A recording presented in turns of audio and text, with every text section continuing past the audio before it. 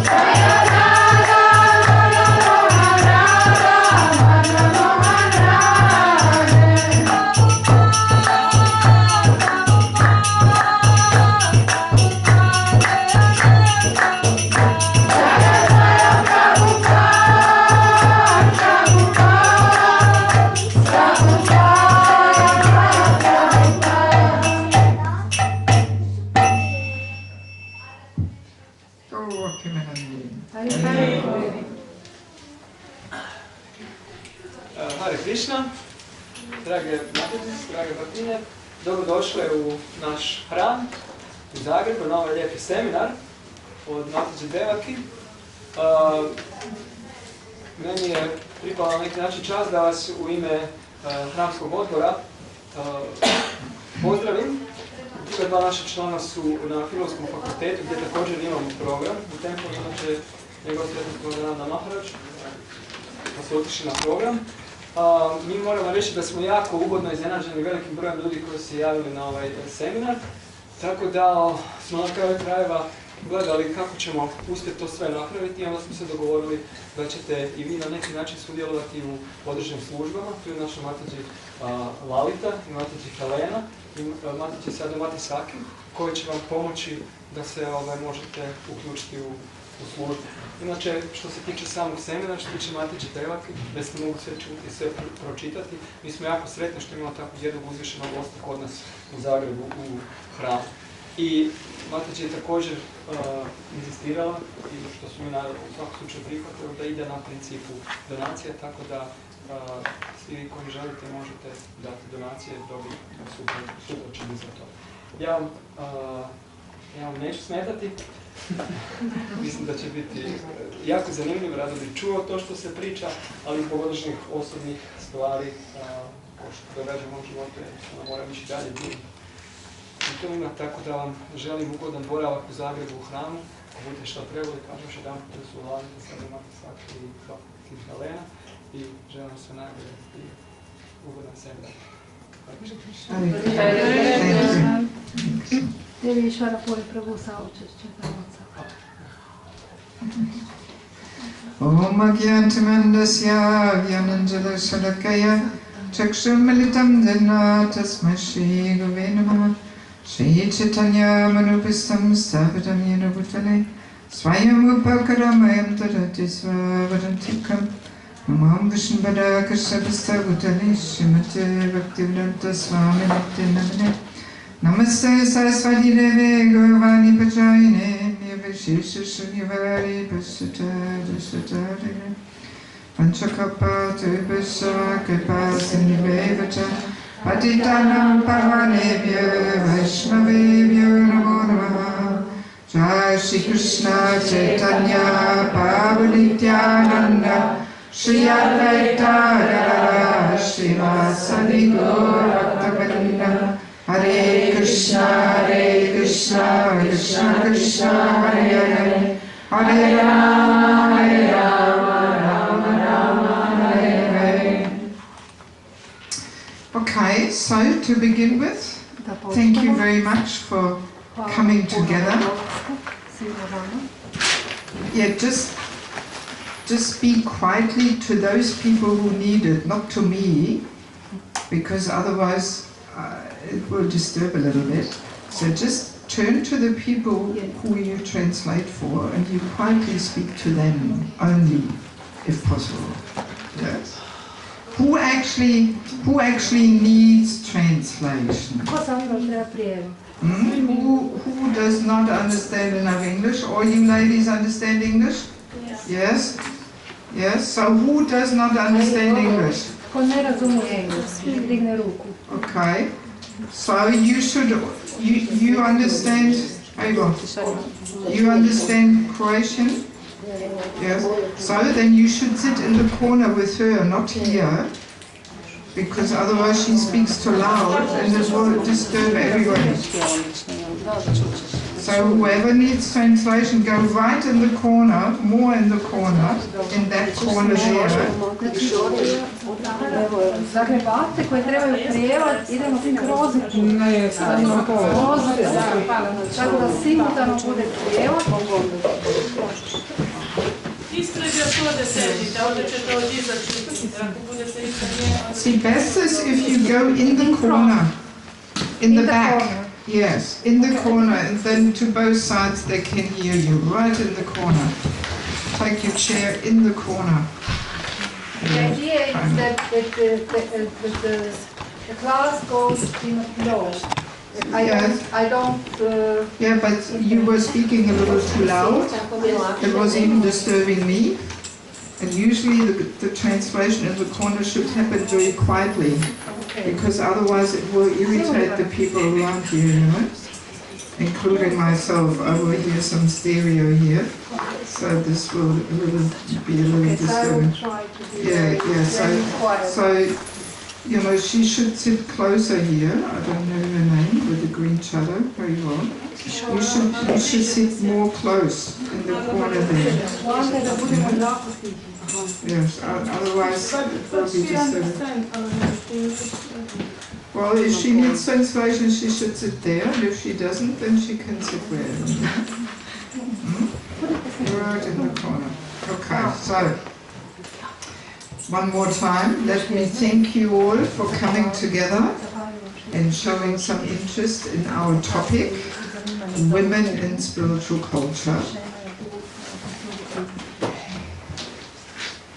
If we had more time, we could go around the room and everybody could quickly introduce themselves, but I don't think we have the time, because already half an hour is gone and we haven't even started yet. And actually the whole course is 15 hours teaching time, and we're already a little short. We have tomorrow 5 hours, Sunday 5 hours, that's 10 hours. Today 2 hours, so most likely we will not actually manage to do everything. The last session of 3 hours will probably be shorter. So that's why I want to skip that introductory session that everybody introduces themselves, even though I usually do like to, you know, get some idea who is my audience here. But looks like you're all very nice and enthusiastic ladies. And yes, let's skip that, so we save a little bit of time. What I will do is, if you don't mind, I will quickly introduce myself, since we are meeting the first time here. So I am originally from Germany, but I left Germany already 31 years ago, actually, in 1985. And I was traveling the world looking for the medicine which would give real happiness. I was working in a medical profession before.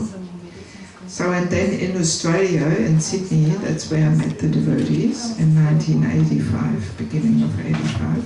So exactly 30 years ago. And I immediately realized this is it. I had found what I was looking for. So I moved into the temple. I was 4 years in the Brahmacharini ashram, and immediately within 3-4 days of starting to read the Bhagavad Gita, I chanted 16 rounds and followed the principles and everything. So it was very natural somehow, like finally coming home. So and then I spent 4 years in the Brahmacharini ashram. I was disciple of Bhavananda Maharaj, then took reinitiation of Prabhu Vishnu, former Maharaj, now Prabhu. Then another time reinitiation of Niranjana Swami. So, and then I was also married for 10 years. So I actually went through all the different ashrams, one after another. So I didn't always look like this. When I was married, I had silk saris and bangles and earrings and nose rings and makeup and everything, and hair, of course. So 10 years I was married, and then that time we established the first more organized temple in the former Soviet Union in Latvia, Riga. That was just at the time when the communist system fell apart, 1989. And this was a very adventurous time in pioneer work. I learned so many things in that time. So and then 1999, my husband decided to take a break from Krishna consciousness. He married a non-devotee. And I thought, all right, let me take this as Krishna's mercy and move on in my life into the renounced phase. I was 40 at the time, so it was maybe a little early, but for me it actually felt very natural. So, and for the last 16 years, I'm living the life of a traveling preacher, and I'm spending 6 months per year in India, in Bangladesh, and a little bit also in Nepal. And the other 6 months I'm in Europe, mainly in Ukraine, but also in Germany, Sweden, Moldova, Belgium, Baltics a little bit, Hungary, so many places. So that's basically my life. And in my humble attempts to preach, I have two main topics which I very strongly feel for. This is first of all the Holy Name, that I'm strongly convinced that we have not really made enough effort to get on deeper levels of chanting in Japa as well as in Kirtan. So in all different places I conduct Holy Name retreats also, Eka Chakra also, Nityananda's birthplace outside of Mayapur. Very nice place for a Holy Name retreat.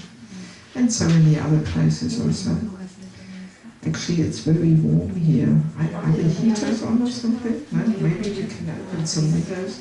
Must be so many bodies heating up the room, you know? Full of energy. Full of energy, yes. Yes. Huh? Oh, I think maybe just open some windows, get some fresh air and some oxygen. Yes. Yeah, that's good. A little bit more light. Good. Very nice. Thank you. Yeah, so in my other topic, which I'm very strongly... The other topic, which I'm strongly feeling for, is this topic of culture, spiritual culture. Because Bangladesh is a very amazing place. It's East Bengal, and it is the place where most of Lord Chaitanya's associates come from.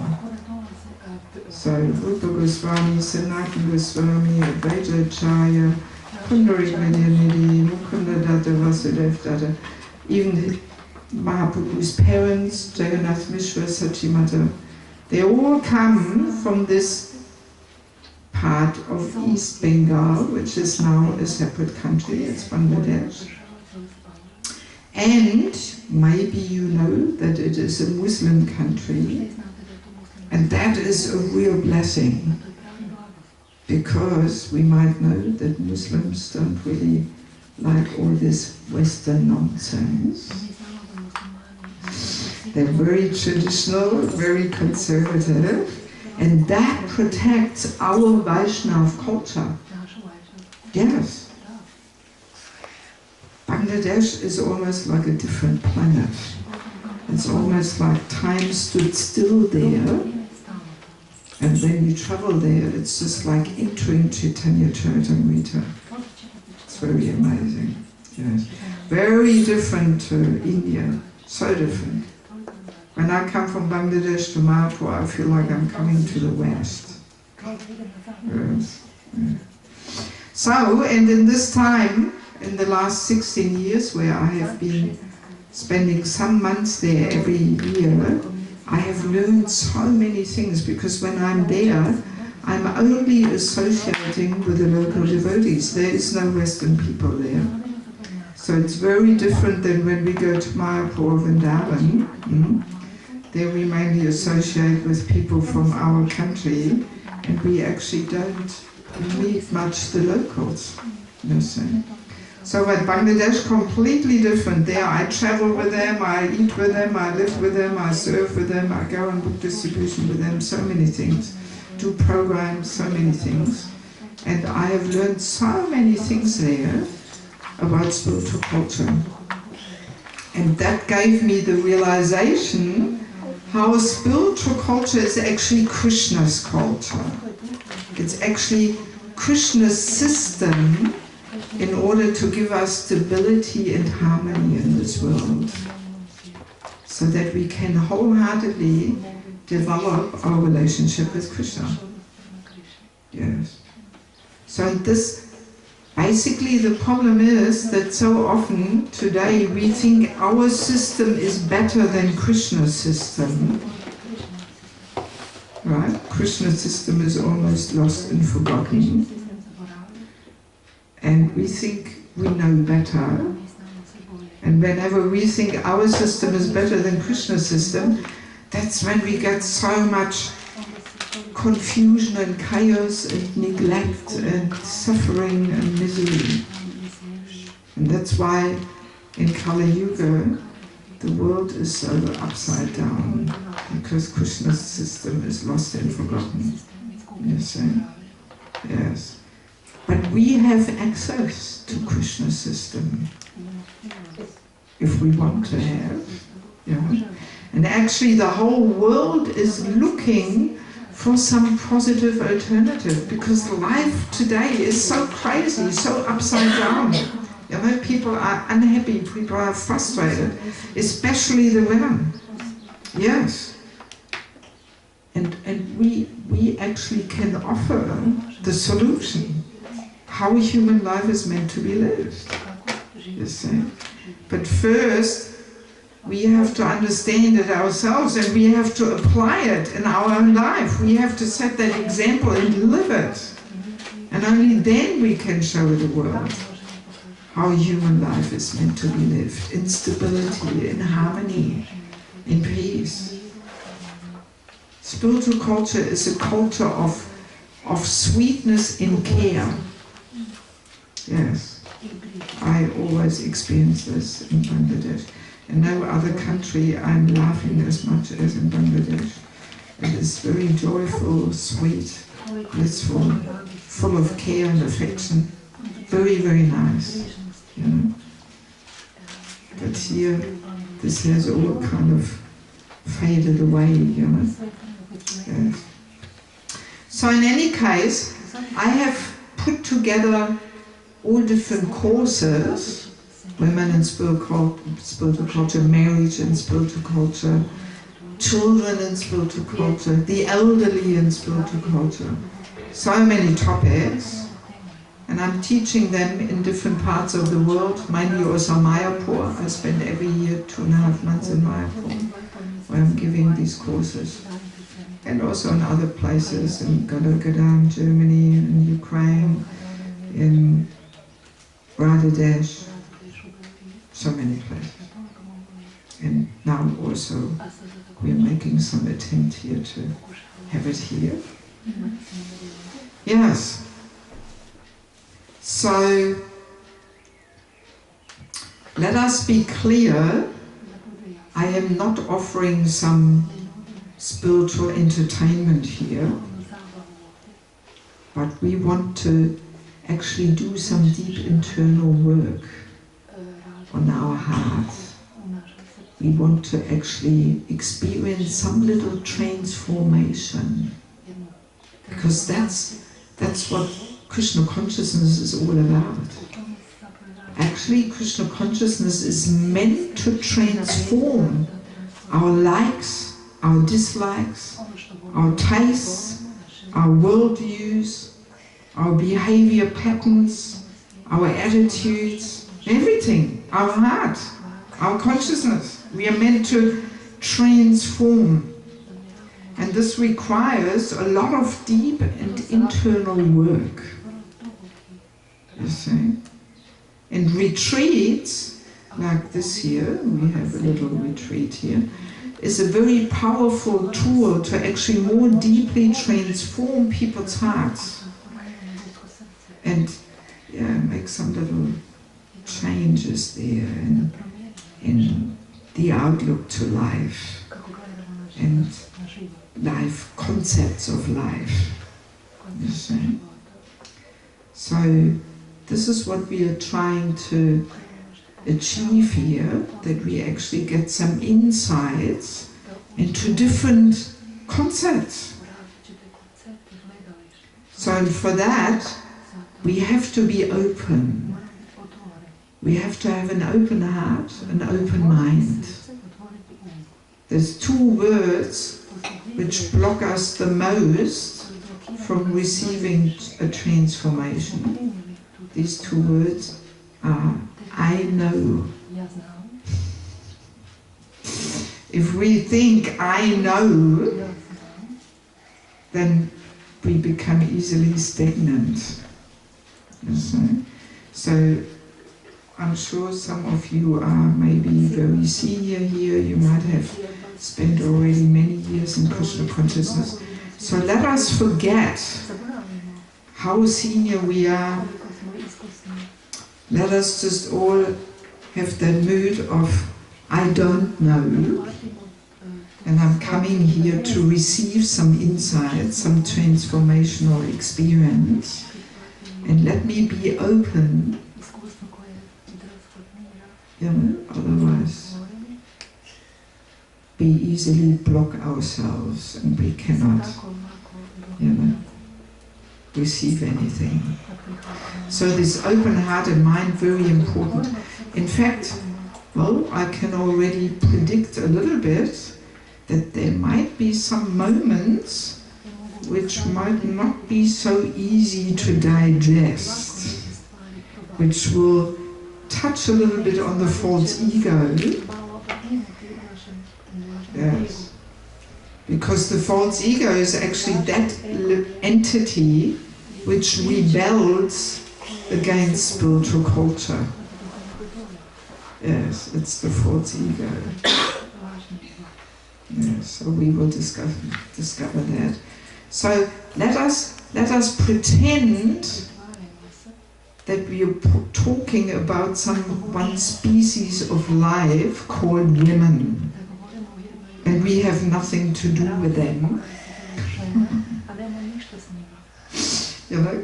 Let us pretend it's not concerning us. After all, we are not women, we are spiritual souls.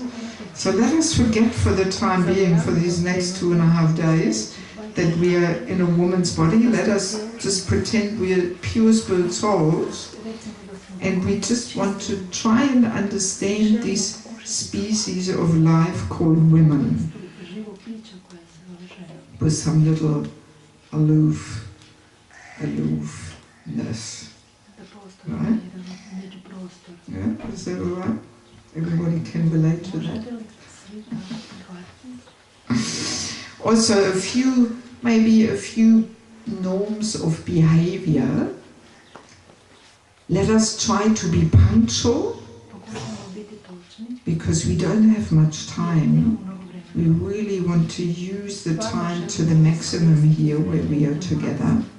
So let us be very punctual, let us be a little disciplined, because all the sessions, they are very systematically building up. So if you want to get the most out of this, if you want to receive some transformational experience, best if you come to every session. Because if you miss one, well, then you're missing something. You see? So therefore, let us be a little disciplined, let us be a little punctual, let us try and really be here for every session. If, of course, best would be if you can also come to the morning program, to Mangalarti, Japa time, Bhagavatam class. But if this is all a little intense for you, then better you skip something from the morning program, but be here from 10:30 to 1:30 and 4 to 6. Yes. Also, we want to create a trusting atmosphere here, so that we can really open our heart and ask questions without worrying that, oh, some person will laugh about me and what will I look like, such a stupid question, how can I ask this?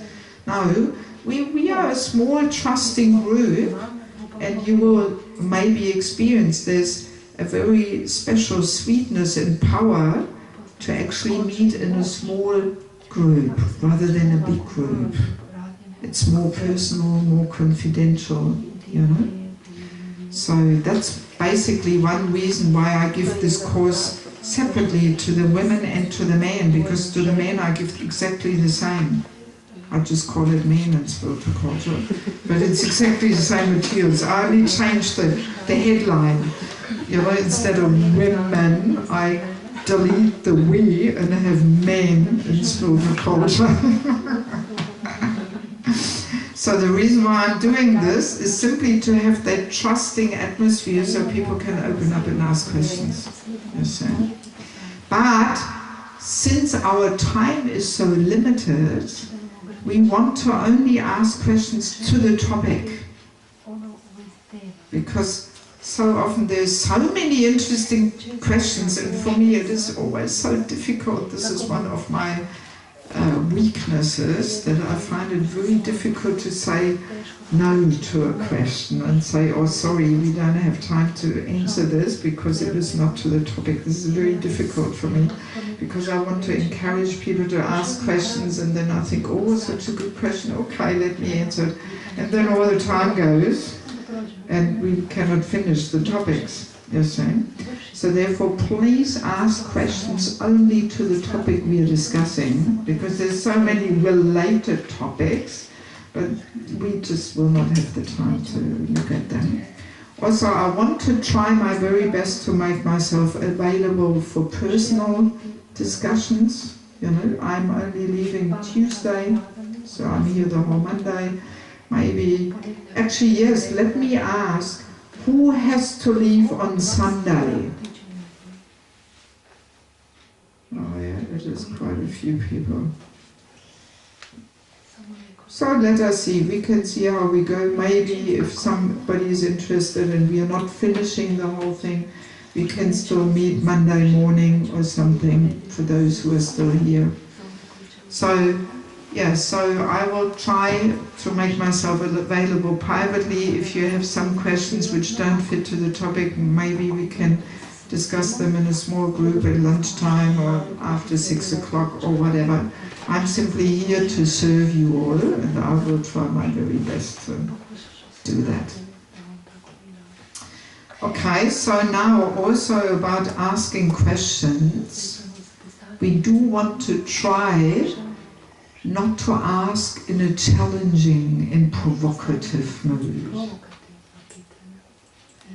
What happens when we ask in a challenging and provocative mood? Who is getting into our way? False ego, yes. Yes, exactly. And false ego has this quality that it blocks. It blocks the ears, it blocks the intelligence, and we cannot understand anything. Yes, that's really the effect of false ego. I studied this topic very deeply, false ego. It's a very interesting topic too. Yeah, so false ego is our constant companion and troublemaker, how I like to call it. And as soon as the false ego comes into our way, it does not only block our intelligence and ears, but it actually contaminates the atmosphere. You know, when we ask in a mood, you know, immediately. And sometimes the speaker also gets affected by this, and then the speaker answers from the false ego, and the whole mood is spoiled and destroyed. So we want to really try our very best to park the false ego outside there and not allow it to come in here.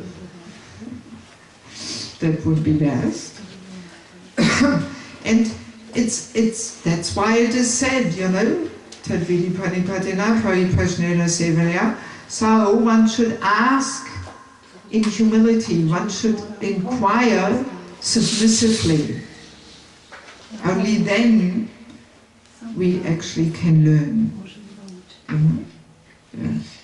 But if there's some challenging and provocative inquiry, not very helpful. Okay, let me see. Yeah, so throughout these couple of days we want to try and have a very good focus.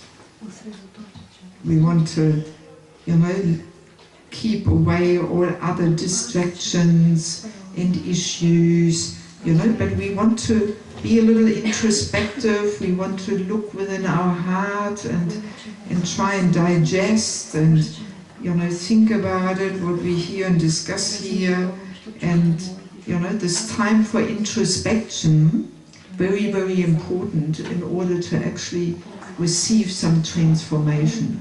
So the mood should not be so much, oh, I'm glad I'm meeting some friends here and I'm socializing and talking, but we want to really go within our heart. We want to be introspective and we want to have a look there, what is going on and so on, you know. And for that we want to reduce all kinds of unnecessary talking, and, you know, because that always distracts the mind immediately like that, yeah. Mataji Devaki, I'm sorry, can I ask a question? Am I too loud? Is it okay? No, now you're perfect. Okay. Yes, excellent. Can you hear? You probably have to ask them in Croatian. Yes? You can hear? Okay, good. Yes, very nice. Good, thank you. Yes, so maybe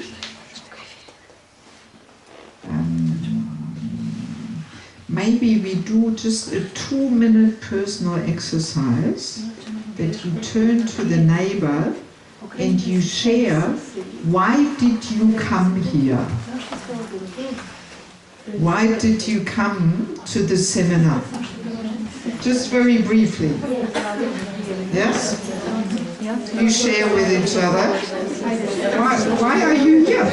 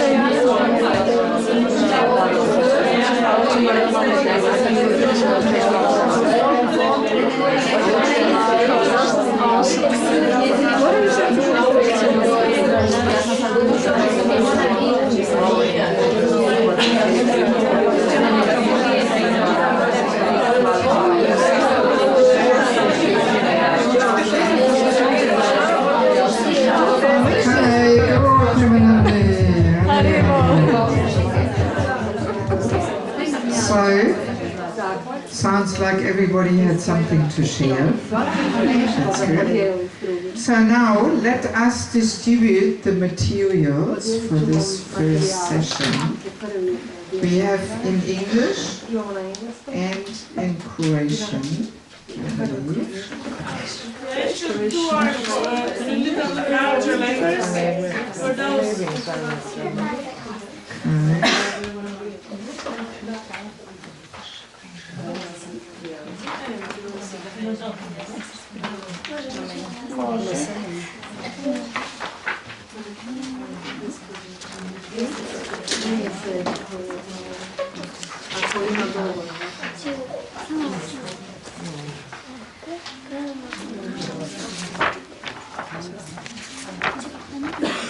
Imate svi Engleski. Svi možda imate Engleski malo. Ja, engleski. Nisam shvatila za koga je Hrvatska materijal. Ja bi hrvatski, ako nema onda engleski. Okay, so everybody has their materials? Imate li svi? Imate li svi? Ja nemam. Here, this lady also. Ja nemam. Ovdje je engleski još jedan. What about you? English is all right? Yes? Okay, so now everybody has their materials, huh? Good. So let us begin with the introduction of this topic of culture. What is culture? Where does culture come from? What is it affecting? So to some extent we can say every country has its culture. There's, you know, German culture and Italian culture with pizza and spaghetti, and there's Russian culture and South Indian culture and so many cultures. But ultimately, there's only two cultures in this world, which is, actually when I will ask you at times, when you want to answer, please raise your finger, don't just shout out, because then so many people say so many things and always the same people say things. So please raise your hand when you want to contribute something. So what are the main two cultures in this world? Yes, very true. So I'm glad you didn't say Eastern and Western. Sometimes people say that. Yeah, so spiritual and material. These are the two basic cultures which we actually, to some degree, we find this in every country. In most countries there's still some little spiritual culture left, you know, depending on the standard of life, basically. You know. So, to some extent, these two cultures we find in every country. Some places more spiritual culture, less material culture. Some places more material culture and less spiritual culture. But something we find there. Yes, sir. So, actually, in Bhagavad Gita 269, I didn't write the verse down, but I wrote the number there. Krishna gives a very interesting information or statement. He says, what is night for all beings is the time of awakening for the self-control. And the time of awakening for all beings is night for the introspective sage. Right? So what is Krishna saying here? What is night for all beings? Who is the all beings? Who is that? All beings who are not enlightenment, who are not enlightenment or in the bhakti yoga. So, who is it? What's all the beings? Yes, it's the common person, the general common person. as a rule, the common person is not so interested in spiritual life, in self-realization, you know. So it's the common person. So what is night for, you know, all beings, meaning the materialist, is the time of awakening for the self-control. So who is the self-controlled? The spiritualist, yes. And then the time of awakening for all beings, being the materialist, is night for the introspective sage. Again, that's the spiritualist. So in other words, Krishna is saying, what is the time of awakening for the materialist is night for the spiritualist. Right? And what is the time of awakening, what is day for the spiritualist, is night for the materialist. That's what he's saying. So already in second chapter, you know, we get that understanding that actually these two cultures are like day and night. So different. Yes, so different. That, like day and night. What terms can we set instead of day and night? Don't look too much in your materials. White and black, maybe. White and black, yes. What else? What's day and night stand for? Light and darkness. Light and darkness, what else? Goodness and bad, bad is good and bad. Ignorance. Yes, ignorance and knowledge. Yes. So, what is ignorance for the materialist is knowledge for the spiritualist. And what is knowledge for the materialist is ignorance for the spiritualist. Or instead of knowledge and ignorance, another term? Jnana. Yeah, that's knowledge. What else? Hmm? Truth, yes. Absolute truth. Virtue. Illusion and reality. Right? Yes. What is reality to the materialist is illusion for the spiritualist. Yes. Materialist and spiritualists live in a completely different reality. We have that experience when we preach in the street, distributing books. You know, people often say, oh, you are in Krishnas, you are an illusion.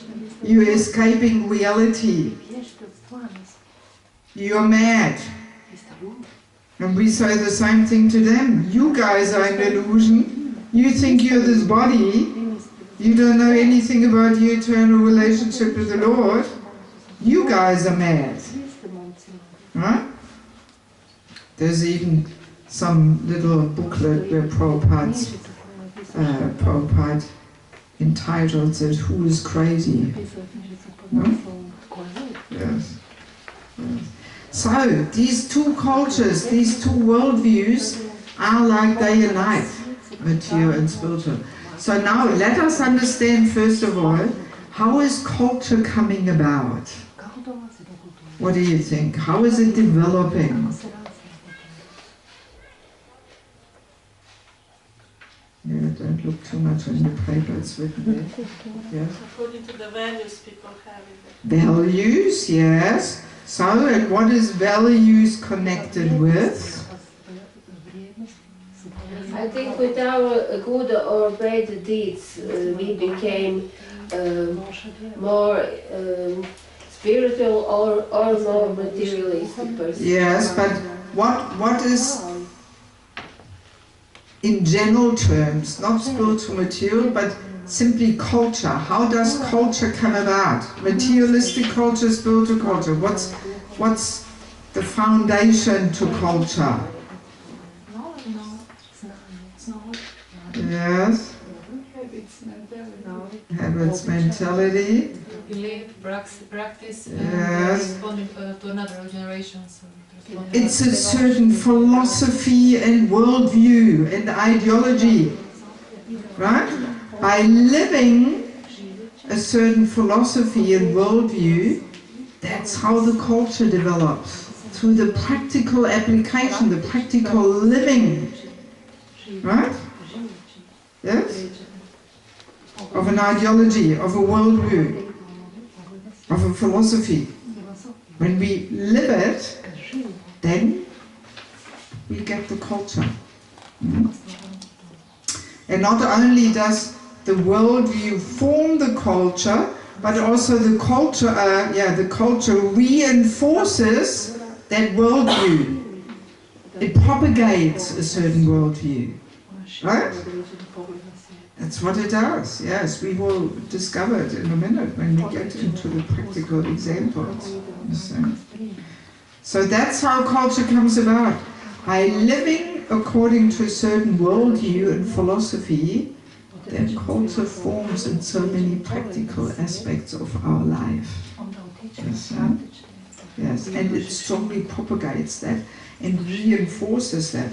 So culture has a very, very strong influence on our consciousness. That we first of all have to understand. It's not just some external thing, but no, it feeds back a certain worldview because it comes about through living a worldview, and therefore it propagates and reinforces that. Right? Yes. So it's very influential, you know. It's subtle, but it has big impact on our consciousness and on the consciousness of human society. Okay. Yes. So let us collect the underlying worldview of materialistic culture. I'm sure we know it all, but just to be clear, you've got some dotted lines there on the sheet. These handouts are meant to be like some working sheets, you know, where you can follow up where are we here in the discussion, so it's easier to be attentive, and you can take some little notes on the side, and every now and again there's dotted lines where you can fill in things if you like, or you can write it down separately. But it's helpful if you take some notes, you know, because otherwise you will forget, you know. Yes, so let us collect the underlying worldview of materialistic culture. What is the motto, the philosophy of materialistic culture? You tell me. Lift your hand if you know something. Yes? Yes. Enjoy life. Sense gratification is the goal of life. Right? And which sense gratification is the topmost? Sex life, yes. That's what keeps the whole world going around and around and around. That's sex life. Very strongly propagated. Right? Yes. Vices. Rare vices, alcohol, I don't know, cigarettes. Yes. We don't want to get so much into the details, we just want the motto, the philosophy. So enjoy the senses. That's the motto number one. That's goal of life, sense gratification, subtle, gross. There's so many aspects of sense gratification, you know. And of course, as soon as sense gratification is the goal of life, then comes in envy, competition, greed, all these things. We don't even want to look at that now. Simply it comes automatically along whenever sense gratification is the goal of life. Right? So, what other mottos do we have? Atheism, yes, there is no God, I am God. I am the supreme controller, enjoyer, proprietor. Everything is meant for me. I am the center of the universe. And we see things around us in a way that we think, how can I use this for my interest? Huh? Yes, what else? I am this body. Yes! Very good. I am this body. You know, materialistic culture is strongly propagating bodily concept. identification with that. Yes, I am this body not only gross, but also subtle. This is very important to understand. You know, materialistic culture very strongly reinforces gross bodily concept. I am this body, and therefore everything is directed towards the need of the gross body, comfort, luxury, this, that, so many things, but also subtle body, mind, intelligence, false ego. Materialistic culture is designed to increase and blow up the subtle body. I am so intelligent, my titles and PhD and certificates and this and that, and I am so special and unique and extraordinary. Everybody has to recognize me, how fantastic I am, how famous I am. Materialistic culture is completely blowing up the false ego to the maximum. Yes. So, once we understand that, it's not surprising that the false ego is the entity which rebels and protests against spiritual culture. You know, because we will see in a minute, in spiritual culture it's designed to reduce and dissolve bodily concepts and false ego, you know. So no wonder the false ego, ooh, what? I'm so important. Ooh. You know, it doesn't like it. You know? Yes. Yes, and you said another very important thing. We live only once. This is really, really important, because when we think, I live only once, so let's enjoy to the maximum, there is no understanding that we get some reactions. And there's no understanding of purifying duties. Right? In materialistic culture, this is completely missing. People have no idea that we have some purifying duties to perform in this life within Krishna consciousness, and that they're meant to purify us so we go back home, back to Godet. Bhagavad Gita is all about perform your duties and remember me. You know, Krishna says to Arjuna, you a warrior, you're a kshatriya, so you have to fight, do your duty and remember me, do it for me. Yes. So that's a really important thing, which in materialistic culture is completely lost and forgotten. No understanding of this. This makes such a big difference. Yeah. Yes. Yeah. So what else? Do we have anything else? Yes? Thanks. Materialistic persons don't believe in karma and don't know what is dharma. Yes, that's what we just said. But they don't believe in summarized. Karma. That's right. We were saying no understanding of some reaction for our activities, which means karma, and dharma means purifying duties. Very true. What else? Attachment to our families and caring, taking care of children and husbands. Say it again. Attachment to our families, caring for them. What, that's a worldview of materialistic culture? Yes, the principle of building something to leave behind when we die, so that yes, well, it would be good if the materialists would have that sense of responsibility to take care of family or something, but usually it's not so much, you know? But leaving behind, to build something so that you can leave behind. Yes, yes. So that's another detail which fits into the category of sense gratification actually. It's extended false ego, my family, my wife, my children, I have to leave them something. So it's part of sense gratification. Okay, so I think we have collected the main mottos, you know, bodily concept, sense gratification, goal of life, sex drive is the topmost, everything is meant from me, there's no God, no purifying duties. No? So now, what are the underlying mottos and worldviews of spiritual culture? All we have to do is take the opposite, actually. Right?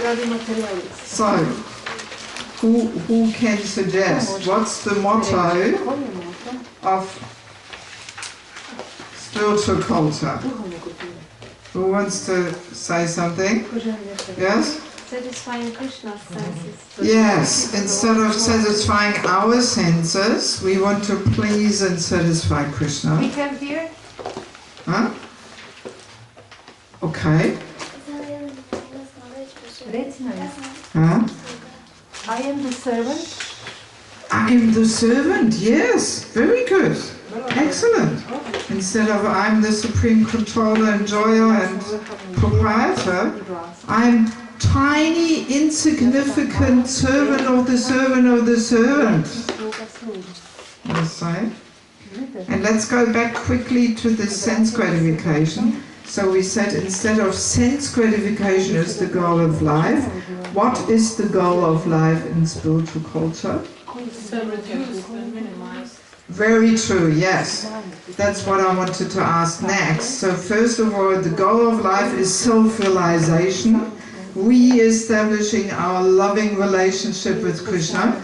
And what do we do with sense gratification? We reduce it. We minimize it.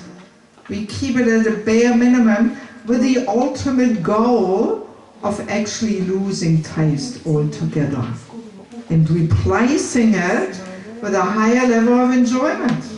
Right?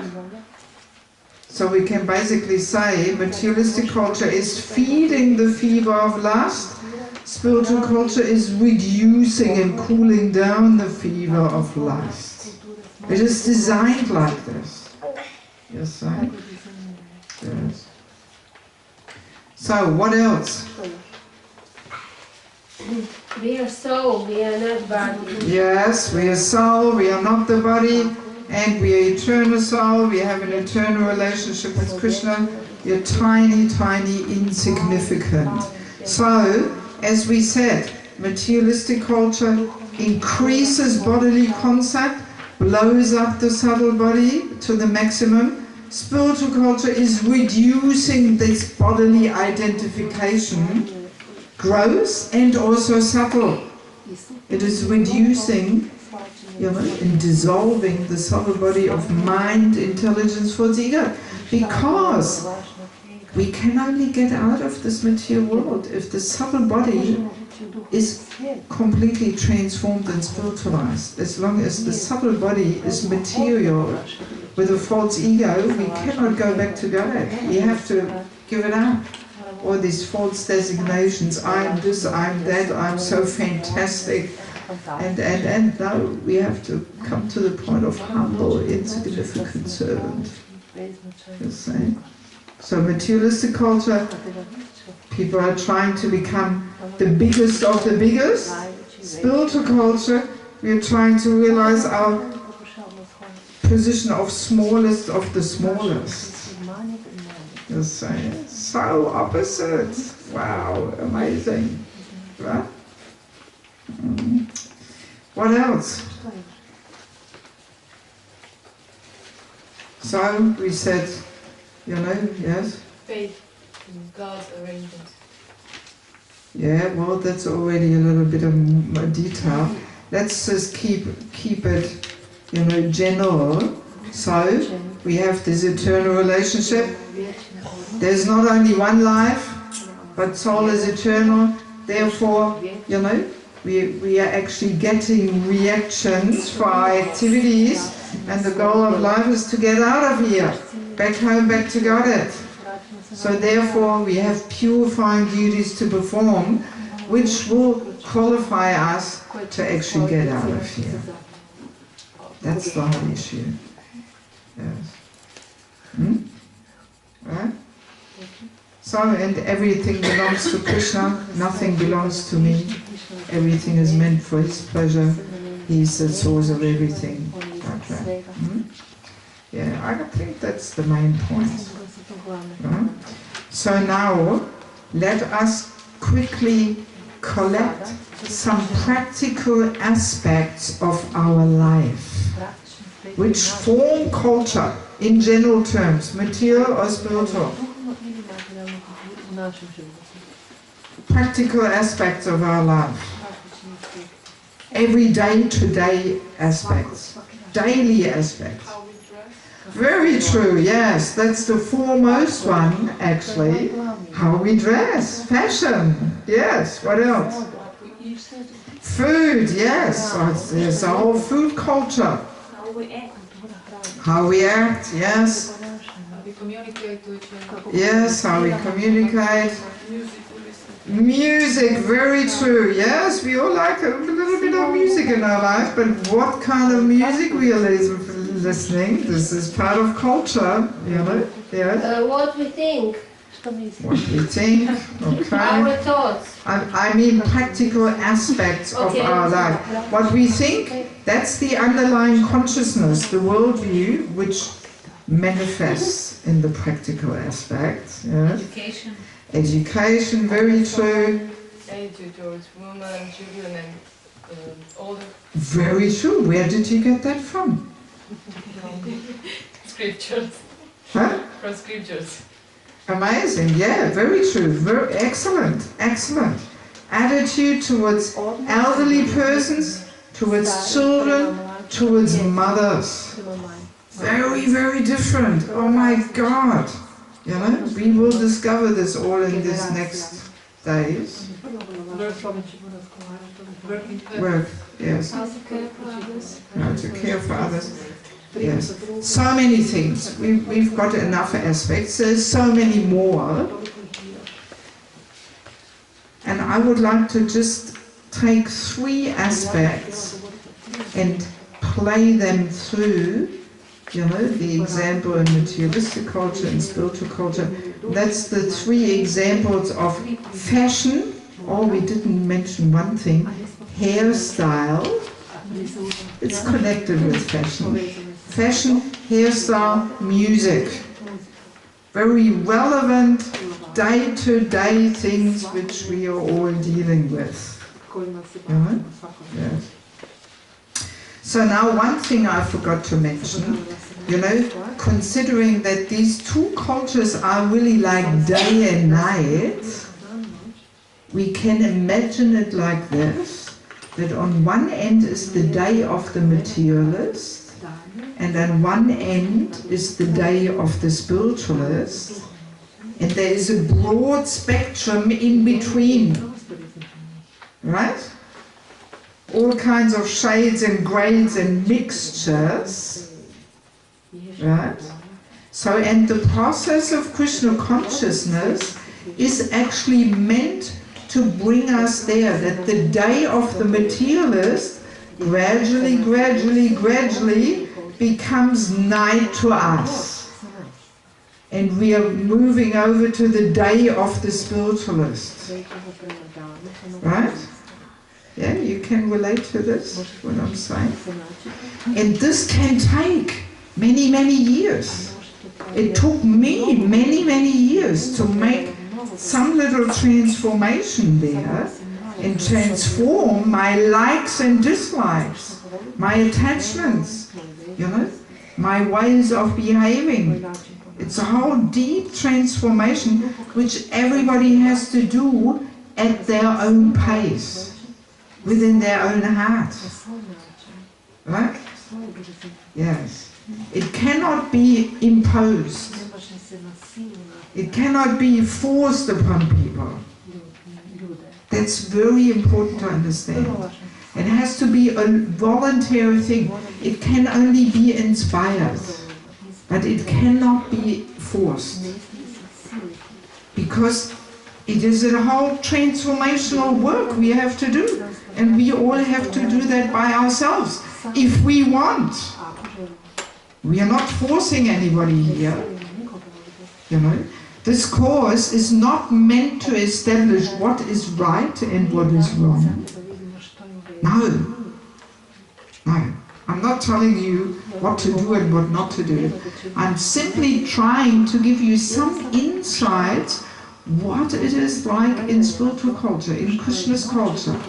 And we will realize how far we have gone away, you know. And it will actually take several generations to get back to Krishna's culture. It's not something we can do overnight because it requires a whole transformation. Right? So this is very important to understand, you know, because this is the mistake we sometimes make, that we are trying to confront people, you know, with the day of the materialist or the day of the spiritualist, and then we have some ego clashes and arguments and tensions, but that spoils the whole topic, you know. We simply have to understand these two cultures are like day and night, and there's a broad spectrum in between, and you know, we have to do, we want to simply become aware, we want to become conscious how actually culture affects our consciousness and our life. And I would like to empower all of you to make a conscious decision how much of each culture you want in your life. It should be a conscious decision, not just going with the flow here, you know, what everybody else is doing or something, you know. But we want to, you know, make a conscious decision. Choose how much of which culture we want. And all right, if we want to remain in the day of the materialist, okay, no problem. But let it be a conscious decision, you know. If that's what we want, nobody will mind, you know. It is up to us. You understand my point? Yes? So this course is also giving some little, you know, opportunity for self-assessment. You understand self-assessment? That we assess ourselves. So where am I here in the spectrum? You know, am I still mainly in the day of the materialist, or have I already moved a little bit to the day of the spiritualist? Is the day of the materialist becoming gradually night to me, or maybe not? You know? So, you know, we don't want to make anybody feel uncomfortable or anything. No, let us simply look at ourselves, you know, and see where am I here, and so on, you know, without making anybody feel bad or something. No, no. So we're not establishing what a woman should do and what a woman should not do. No, we were sick and tired of hearing this, I think, you know. I am anyway, you know. I find this not very appealing to say, oh, a woman should cover her head, oh, a woman should wear a saree, oh, a woman should do this. No. Oof, nobody wants to hear this, you know.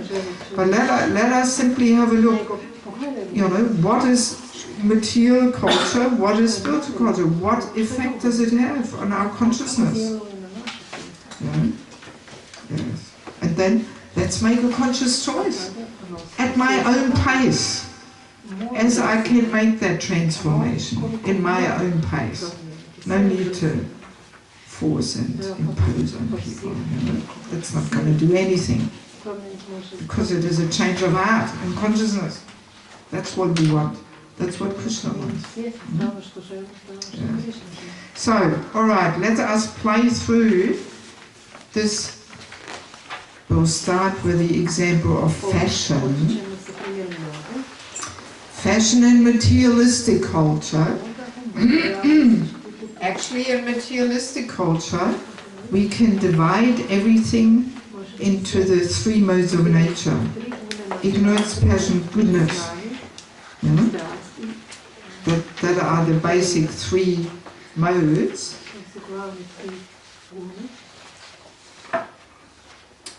So we can say fashion in the mode of ignorance.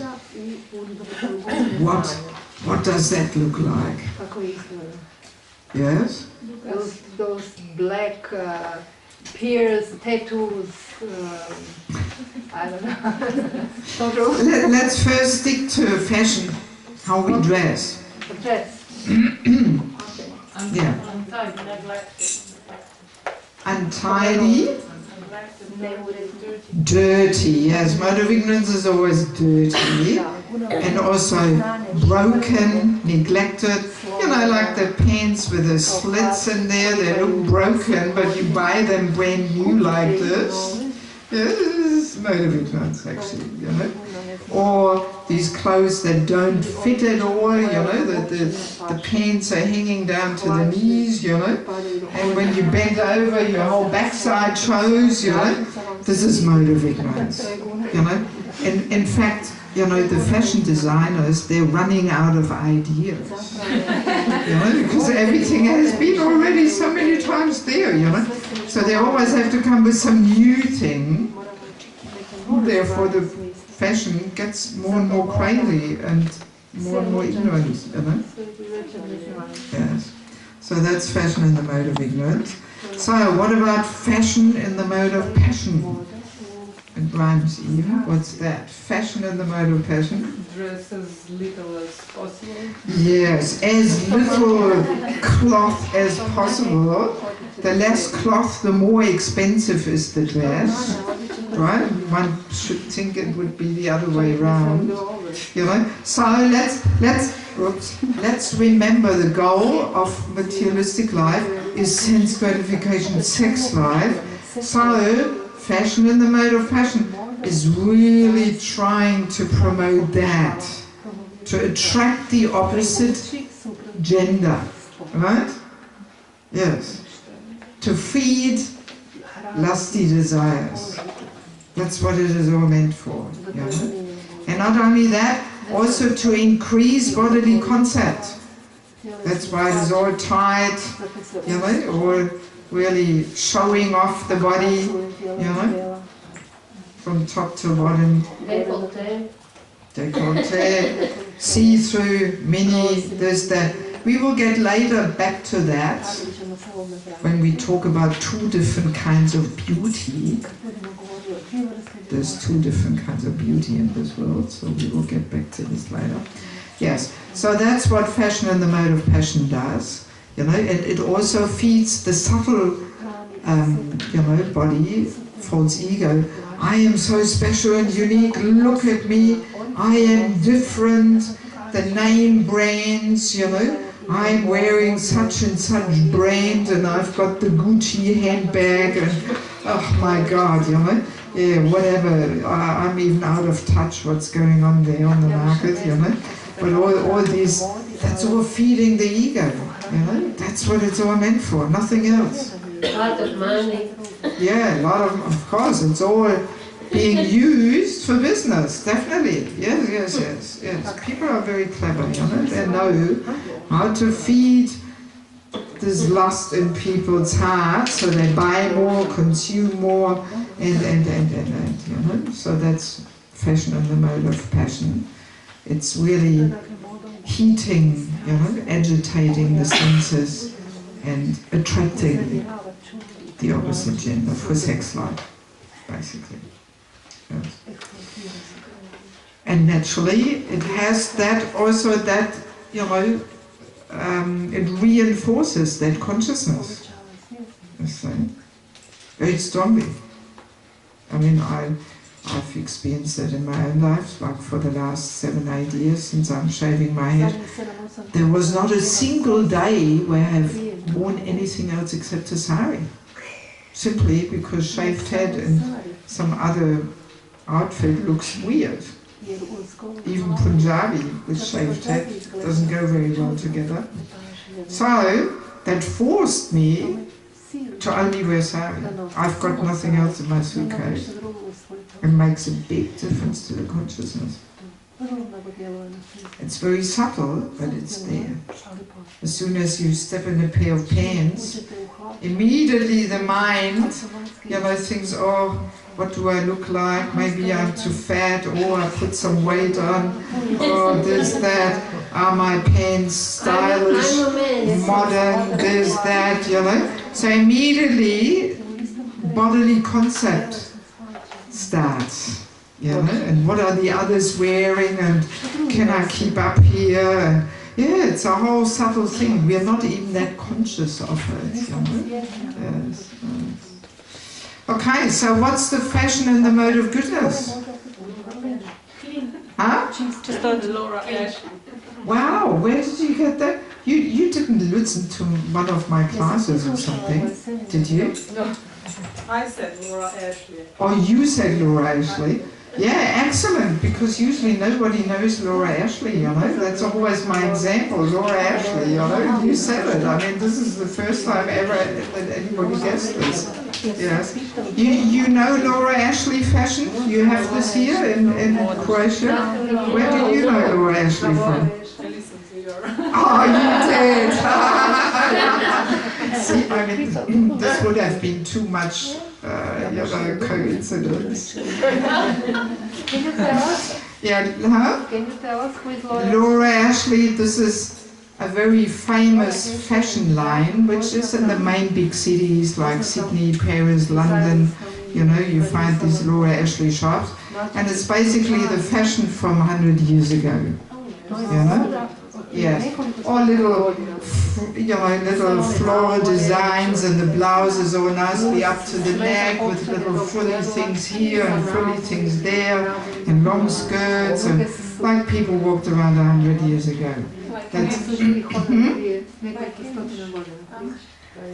whatever, you know, yeah, so that's the Laura Ashley fashion, you know. They have also interior designs, curtains, bed covers, this, that, you know. Very expensive, fancy, very, yeah, mode of goodness. Simply body nicely covered.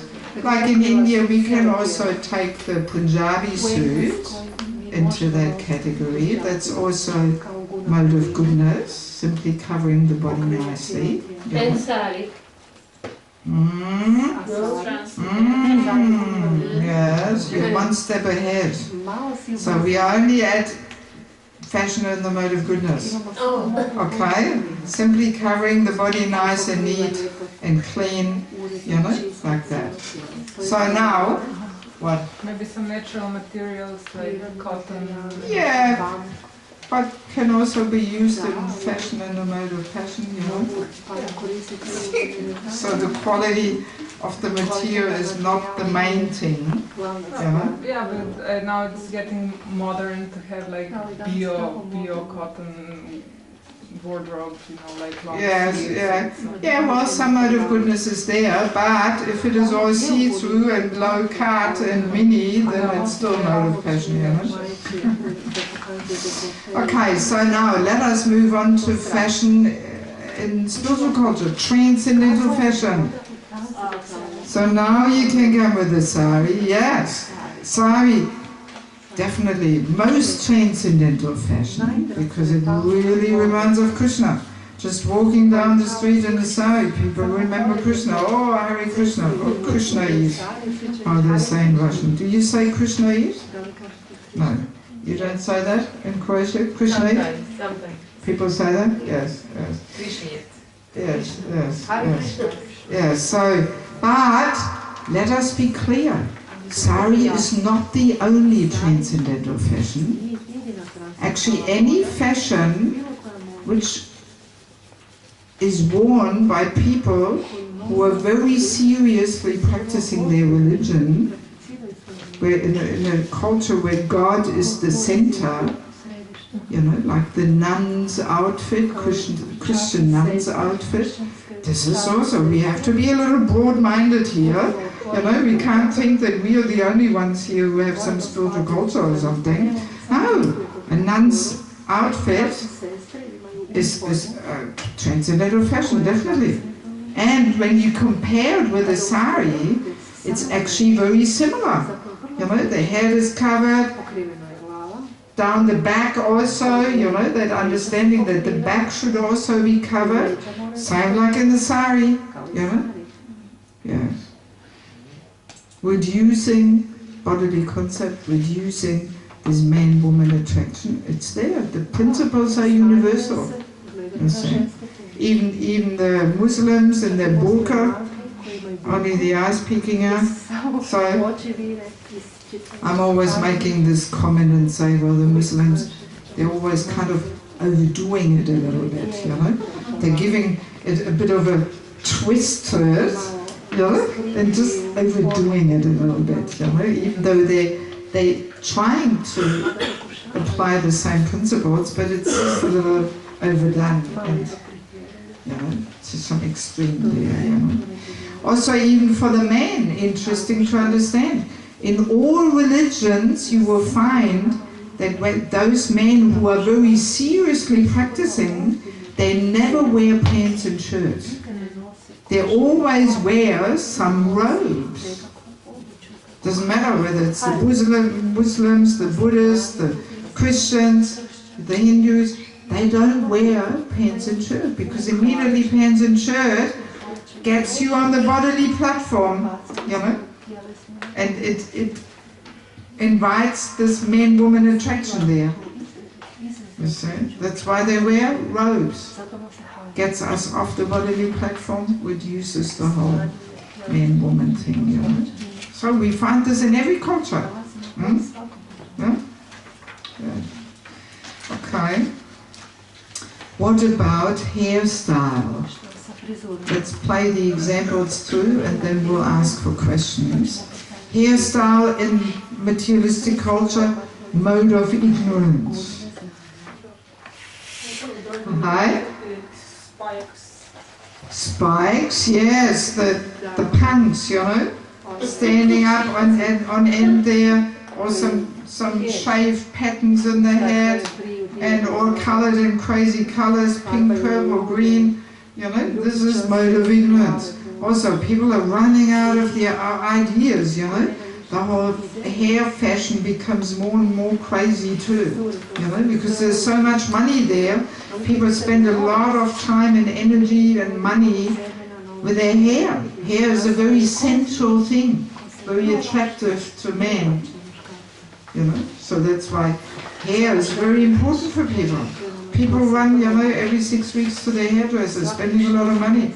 As soon as some new haircuts come out, oh, they have to get the new haircut. And even there, people run out of ideas, you know, it goes all zigzag and hanging in the face, and, you know, because everything's been there already, you know. So that's hairstyle and mode of ignorance. So, hairstyle and the mode of passion, what's that? Seducing hairstyle, so yes, but what? Yeah, loose, showing off the whole curly hair there, you know, because as we said, hair very attractive to men. Yes. So, open hair, you know, or what else? Just want to ask, there's so much involved energy in punker hairs and different colors.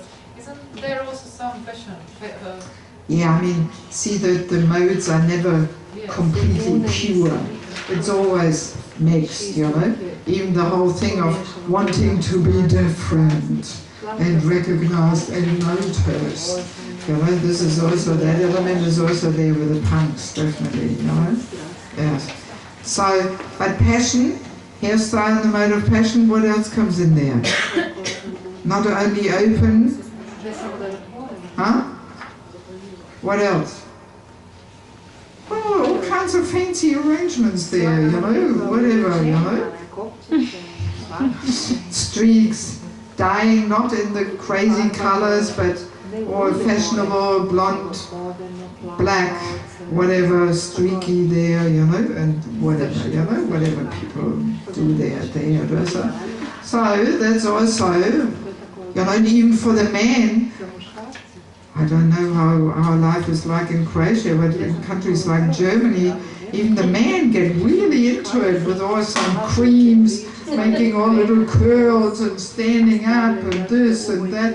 Oh my God, you know, it must take them a lot of time there in the mornings to get ready, you know. Yeah, it's becoming more and more prominent, you know.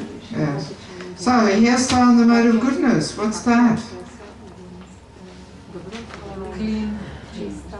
Clean, yes. Short, simply. Short and simply. Well, let's put it that way. It depends a little bit in what phase of life we are. If we are in the renounced phase of life, then it can be short or even completely shaved. There is even one gopi in Goloka Vrindavan who has a shaved head.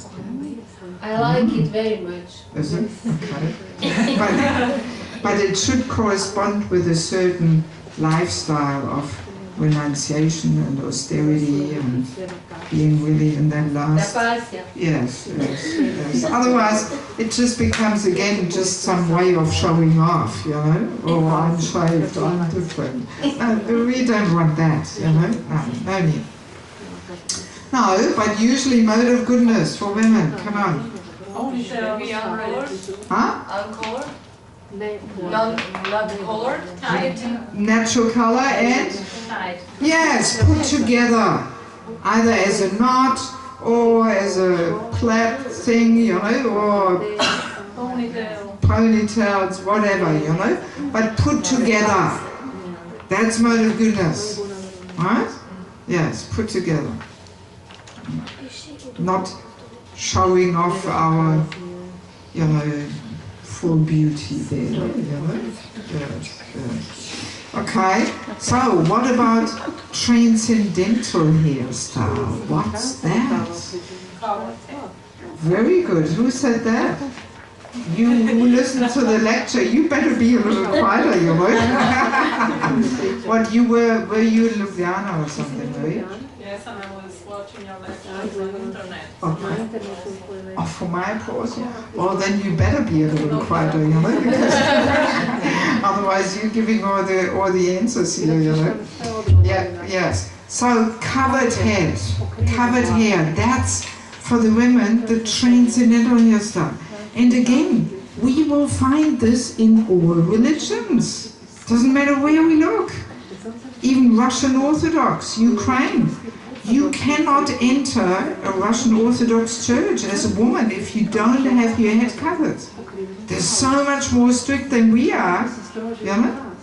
Even if it is symbolically, just having a little handkerchief on the head is enough.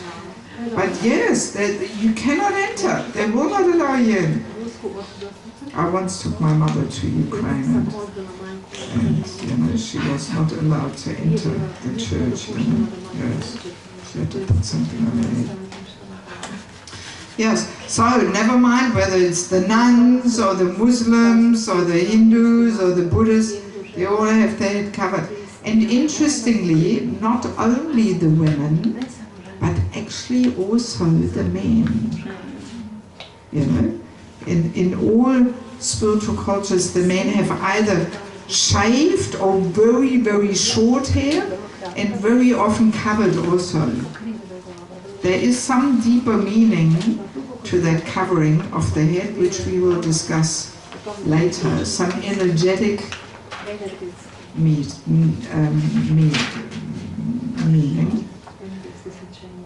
Yeah, so that is the transcendental hairstyle. So now, yeah, I'm looking on the watch, we're getting there to 8. Let's quickly go through the example of music. Music in the mode of ignorance. Materialistic culture. What's that? Loud. Very loud. I would say techno. You know techno music? Just loud and rhythm. You know, no melody, nothing. Just loud and rhythm. That's really mode of ignorance. You can't even call it music anymore. You know? And that rhythm, in fact, to design to instinct, just has strong influence just to instinct. Some scientists say that. Yes, it really brings one on very low levels of consciousness, you know? Like rhythm in... Yes, yes. So, what is music in the mode of passion? Music in the mode of passion? Rapping. Rapping. Oh, I would already almost it's a mixture between good passion and ignorance. It goes already towards ignorance. But what's the passion? Yeah, pop, rock. That's why the whole world loves it. Because what does it do? It actually promotes sex life. That's what it does. With the words, I love you, you love me, I cannot live without you. Yeah? And also the whole vibration and energy and instruments, it promotes the mode of passion, sex life. Wow. Nationalism. Yes, please. Nationalism, it means promoting nationalism, love to a country.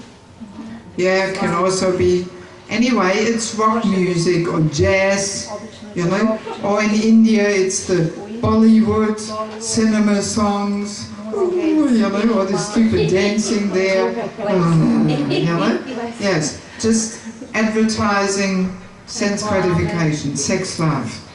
So very often the question comes up, what about rock music with the Maha Mantra? Right?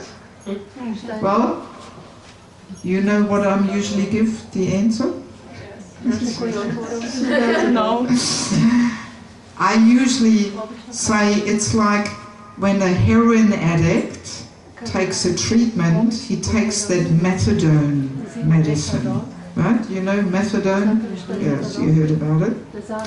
So, it is a drug, it is meant to wind the person off this addiction. You know? So, I feel this is what Hare Krishna rock music is like. I had that same experience in my life. You know, I was 26 when I became a devotee in Australia. So I had 26 years of materialistic culture there in Germany.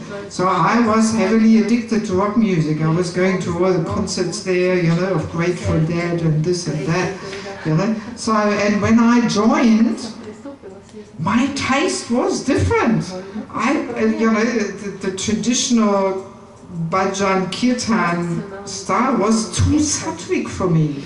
You know? Yes, I didn't like it. Yes.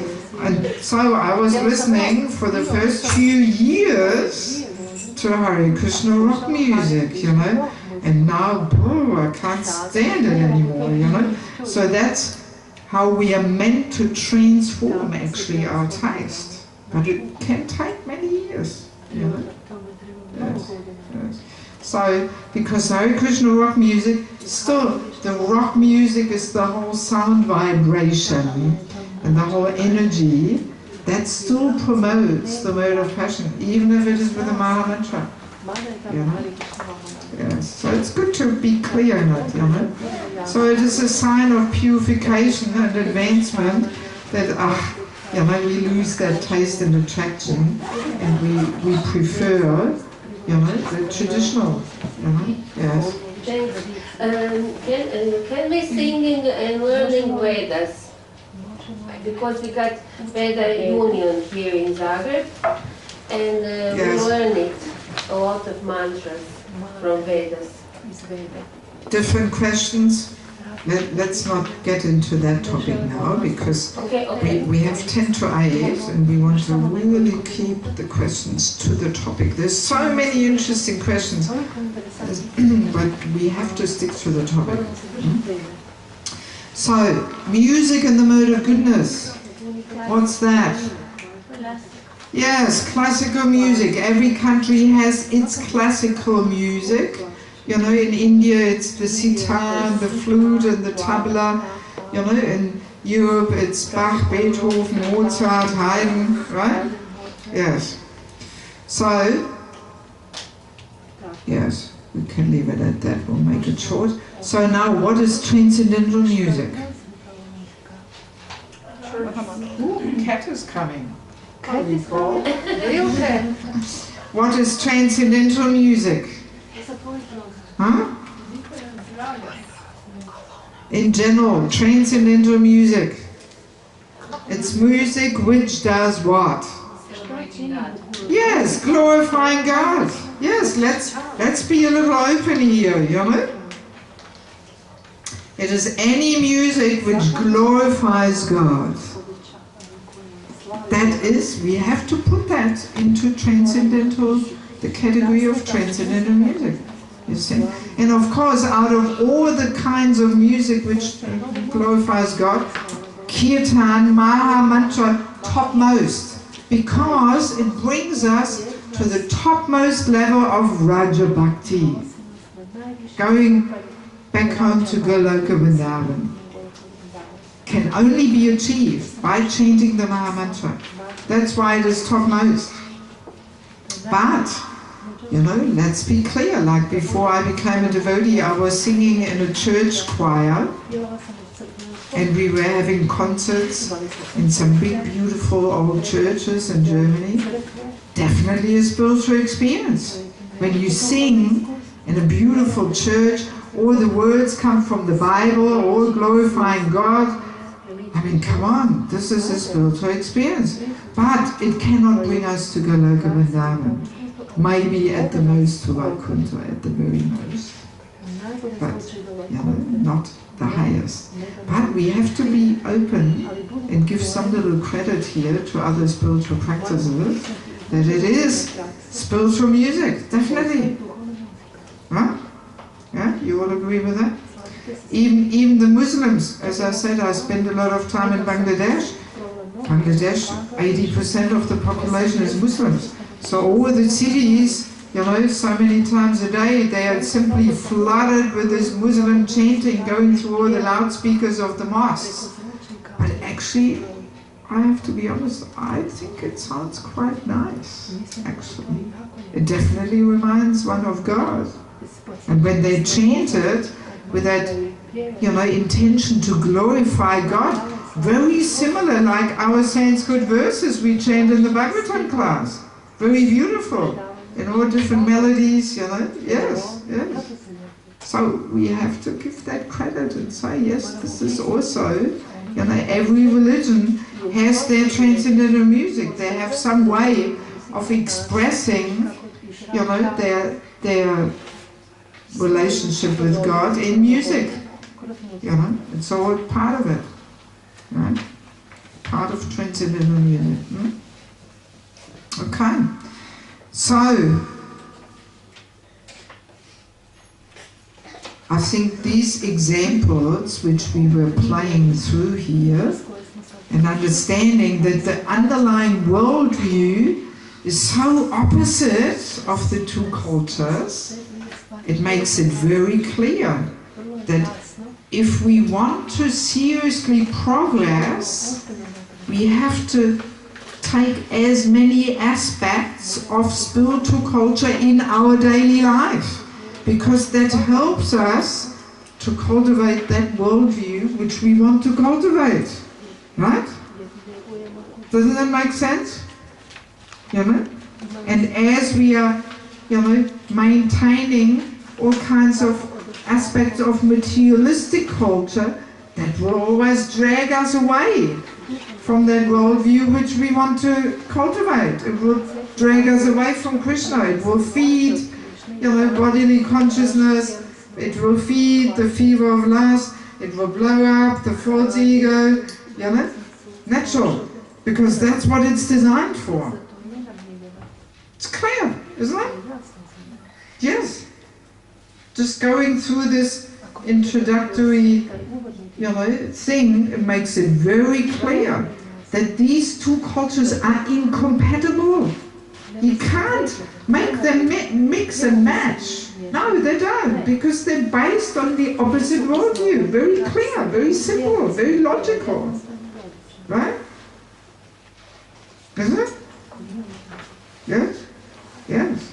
So, what, as I said in the beginning, what we have to understand, it's day and night and a broad spectrum in between, and gradually, already we can assess ourselves here a little bit. On which end of the, you know, spectrum am I with my tastes? How much have I actually transformed my tastes, my likes, my dislikes? Right? Yeah. So basically we can say, if we want to become a true spiritualist, then the day of the materialist has to become our night, sooner or later. We have to make that internal work and transformation. Sooner or later it has to become night for us. We have to turn our back towards it. Huh? I think it's very clear, isn't it? Yes. Let me see what questions we have. 2 minutes straight. We are not doing too bad since we started pretty late. Yes? I read somewhere that certain colors are monastic or in the mode of goodness. So Let's not get into details. I tell you frankly, in this course, see, I'm the type of person who really is into principles. I want to simply bring across the principles, because the principles of Krishna's culture, they're universal. They're applicable anywhere and everywhere. We are not talking about Indian culture or Bengali culture. We're not saying everybody has to become a Bangladeshi now or something. But no, the principles of spiritual culture are universal. And it's of greatest importance to understand the principles. If we understand the principles, then the application follows. Then the application is common sense. But if we don't understand the principles, we will forever be confused over the detail. Oh, one person says this, one person says this. Oh no, Devaki Mataji said this and this and this. Oh, no. That's why I'm refusing to spoon feed my audience with little details, what to do and what not to do. I don't want to do this. I want to, empower you ladies to think and understand and apply it. Because I'm not always going to be there to tell you what is right and what is wrong. So if we just can concentrate on understanding the principles without getting too much into the details, then we will know how to apply them, how not to apply them. There's unlimited details. Don't want to get into it. Is that all right? Yes. You were saying about specific cultural thing like haircut and dressing, and you said that we should be inspired from inside to follow something. Yes. What if, for example, we heard that I don't know, a transcendental haircut or a transcendental or mode of goodness haircut is that and that, and so some of us decide, okay, I will follow that pattern. I will, I will be covered head and do hair like this because that is, I've heard of lecture that is a good, that is a mode of goodness, and that is transcendental, but I'm not inspired, realize that that is something that I want, but I will try to follow that for some period. Is that a good thing? Of course it is good, because if you decide, I will try and follow this, then you are inspired, otherwise you wouldn't. So the inspiration is there. Even if you might not have that taste yet, but somewhere we have to start, you see? So by simply hearing, that's why this hearing on this topic is the first step. We become conscious. Prabhupada was always saying, before becoming Krishna conscious, we first have to become conscious. So this is what we're trying to do here. We're trying to become conscious, so we can make a conscious choice. So that's why hearing about the topic is always the first step. And then if I hear and I decide, oh, I want to try this now, so that means some inspiration is there to follow. And then we will observe how it actually affects our consciousness in our life, if we are a little perceptive and introspective, Yes. I mean, that's also why Vaishnav etiquette is there. See, Vaishnav etiquette is simply necessary as long as we are not fully humble. If we were all 100% humble, then there would be no need for Vaishnava etiquette rules. But because we are not on that level yet, you know, we have Vaishnava etiquette rules, and if we follow these rules and at the same time we have the desire to develop humility, then sooner or later the external rules become internalized. Right? And the same is also with culture. Culture is actually Krishna's, you know, system to help us to make that transformation. It's Krishna's system to support, you know, that he says to us ladies, okay, you ladies like to be beautiful, okay, here you've got the frame of sari, but stick to that frame, and within that frame of sari there is enough ways of expressing ourselves, our tastes. So many different qualities and styles and colors and this and that, you know. So by sticking to that frame of sari, that supports that transformation. Yes, and sometimes the ego doesn't allow us to stick to that frame of sari. We want to be different than everybody else, you know, and then very easily some other Vaishnava fashions come in, you know. It is actually the ego not wanting to be like everybody else, but having something different. You know? Yeah, it's tricky to understand, you know, interesting to understand and analyze how these things come about, you know. Like 30 years ago when I became a devotee, we did not even have gopi skirts. It did not exist. You could not buy gopi skirts, you know. And then gopi skirt came. Now we have the long skirts and the quarter type things, you know. And already there is a little bit more the body line emphasized, you know. It sneaks in, you know. So that's why it's good to be conscious, and then we make a conscious decision. What do we want? You know? It's not that gopi skirts are bad, or long skirts, and these tops are bad. No, but it's just not in this transcendental fashion anymore. Let's be clear on this. You know? And then, all right, if this is what we want now, fine, no problem. But let's understand what is what, you know. Let's not get all mixed up here, you know. Like that. Yes.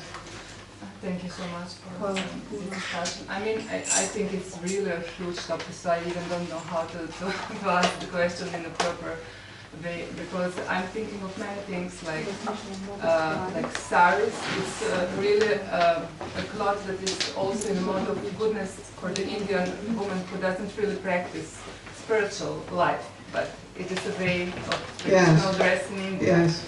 So, and I do understand these points of, you know, not exposing. Yeah, exposing the woman's body and so on. Yes. Even though the sari can also be turned into the fashion in the mode of passion, if we really want to. We discuss that later.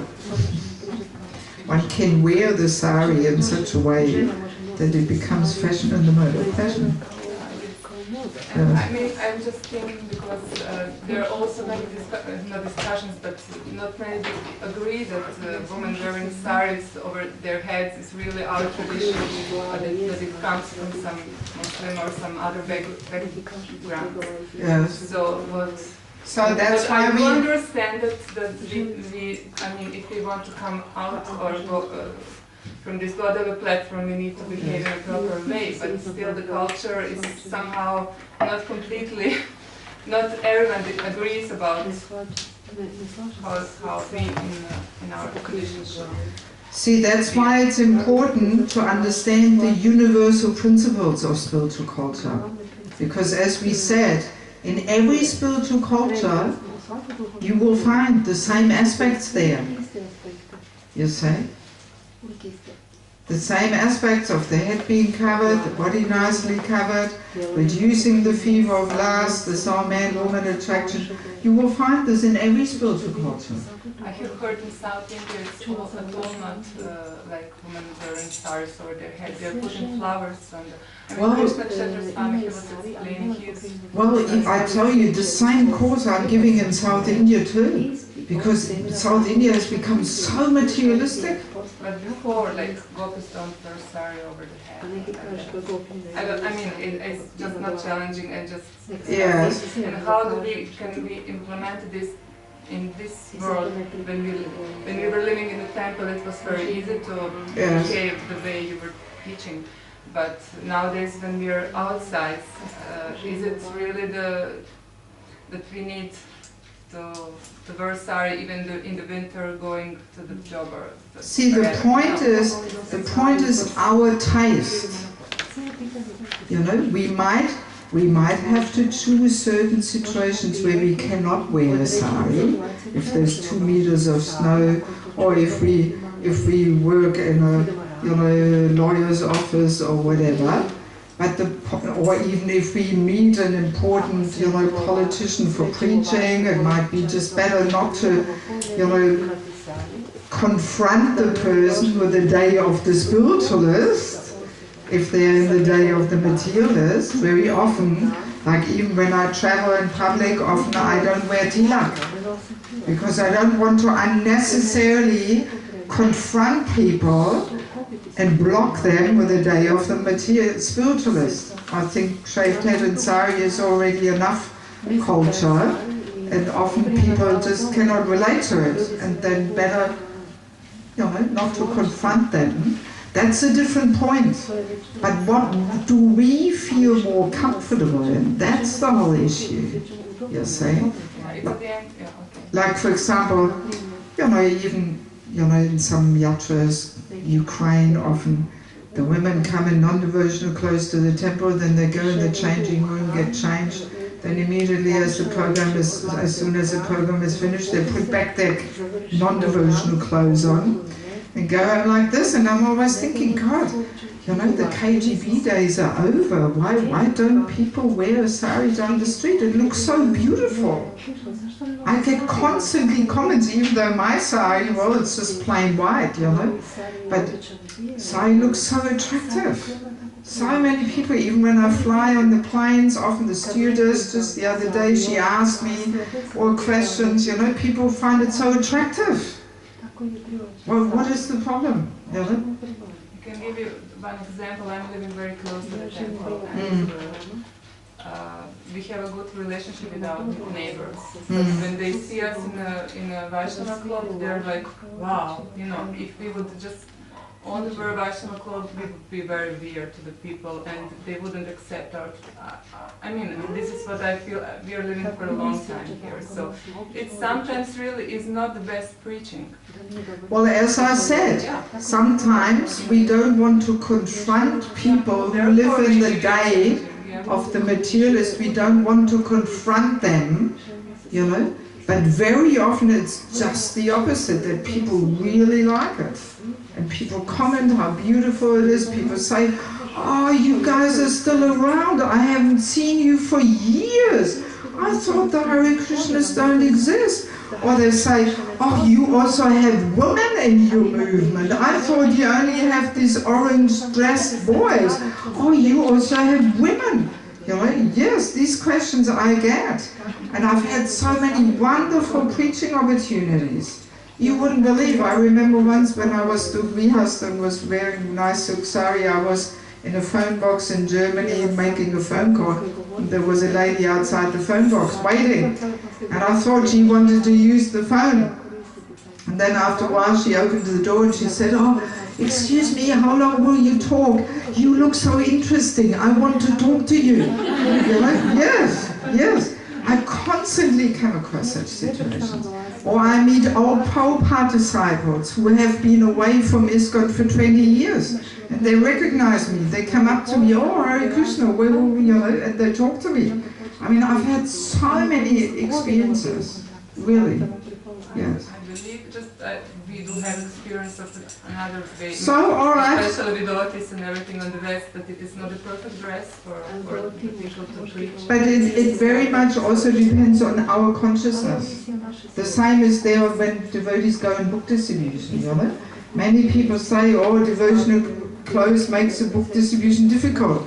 But then also many devotees say, no, it doesn't make it difficult, it makes it easy. So it very much depends, because see, consciousness is a very powerful energy. And people can feel. And if we are uncomfortable and we are mentor, people feel this. But if we are comfortable, they can also feel this. So it's very much depends on our, you know, on our mood, how we feel comfortable or uncomfortable. We cannot generalize, you know, because I feel most comfortable in devotional clothes, and I never have anybody, you know. 7 years ago, my father left his body. I had to do all legal formalities like this, with a shaved head and sari. I would have never had the courage to do it if I had not had a shaved head. But I had a shaved head, I had to do it like this. I had to do so many things. When a person dies, my God, I had to empty a whole house and sell it, and oh my God, you know. I did it all with sari and shaved head. And I had so many preaching opportunities in Germany, which is a heavily materialistic country, so much more than Eastern Europe. And I had only positive experiences. People were so respectful and inquiring. I mean, it was amazing. Yes. There are Aryans like from India, people from India. There's a little connection, in fact, because there are Aryans like... Well, but, you know, the German person, you know, is heavily materialistic. They don't know anything about Aryan and saris or nothing, you know. So, it very much depends on the situation, you know. But also when we wear sari, we have to be ready to represent Prabhupada at any time. We have to behave nicely, exemplary, you know. It's like a uniform, you know. There's even a saying of Prabhupada. He says, the dhoti makes a devotee. Quote from Prabhupada. But But one is, I think that we should feel comfortable in that clothes. That's right. Not the point if I wear a sari and then I'm on the street and I'm afraid who will say something and they will feel my, you know, Exactly. That's what I'm trying to say. Yeah, exactly. And that's what we are saying. We have to make that transformation voluntarily within ourselves. Should I put that sari, although I'm not so, I'm feeling like she's feeling. As you like, it's up to you. You choose. No, I'm not comfortable to put sari in the town where I work and live and go in Harinam. When I do, it's up to you. It's up to you. I'm in a karmic clothes, you know. It's up to you. I'm not comfortable. So my question is, should I put a sari and make Well, I'm sorry, I will not tell you what to do and what not to do. Right? No, my question is, if I try it 3 times and maybe 10 times, I will be. You experiment. You simply try and understand the principles.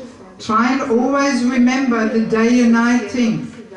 You know, that's the whole point. Because it is ultimately a question of identification. You see? That's the power of uniform. That's why policemen, doctors, they all wear uniforms, because it helps them to identify with that role they're playing, you know.